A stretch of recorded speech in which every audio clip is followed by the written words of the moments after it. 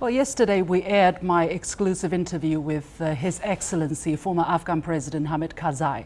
Some of you might have watched it. I would like to share with you a thought-provoking detail behind the scenes.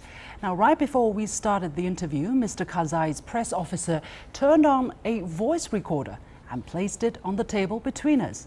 Now, this is a rather common practice for interviewees to keep a record of the conversation so that the journalist or editors could not distort the content of the conversation.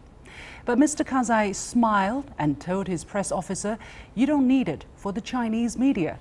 The press officer quickly took it away.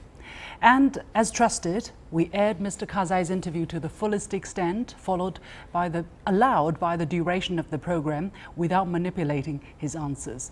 Besides being honored with such trust, I was reminded of the importance of being truthful, not just as a journalist, but indeed as a human being in general, because that's where trust can be built upon. Now, when governments deal with each other, it's especially true.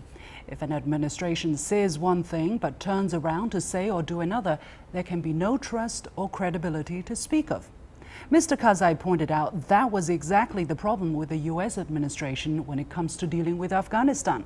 When U.S. President Donald Trump announced his Afghan policy last August, he said, and I quote, "We are a partner and a friend of Afghanistan, but we will not dictate to the Afghan people how to live or how to govern their own complex society." Mr. Karzai said, if that would have been what the U.S. has been doing on the ground, things would be very different. Unfortunately, Mr. Karzai said, that has not been the case. Obviously, when Trump made the announcement, nobody put a voice recorder in front of him, reminding him that he has to mean what he says. But wait, isn't everything on record what the president says in public? A possible explanation could be he simply says it without worrying too much about honoring it. It's not a campaign promise. He is unlikely to lose any votes over it. So if the promise cannot be kept, who cares?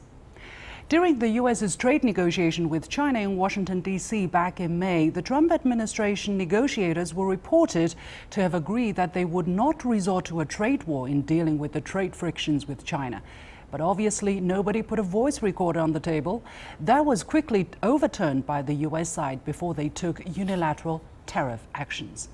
Now, during his much-watched joint press conference with Russian President Vladimir Putin, U.S. President Trump said U.S.-Russia relationship has never been worse than it is now, and that changed as of their meeting in Helsinki, and that he would rather take a political risk in pursuit of peace than to risk peace in pursuit of politics.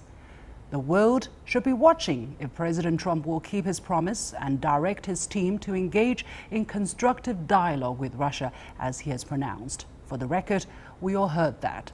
By the way, Mr. Putin, when you had that 2-hour closed-door meeting with Mr. Trump, did you turn on a voice recorder?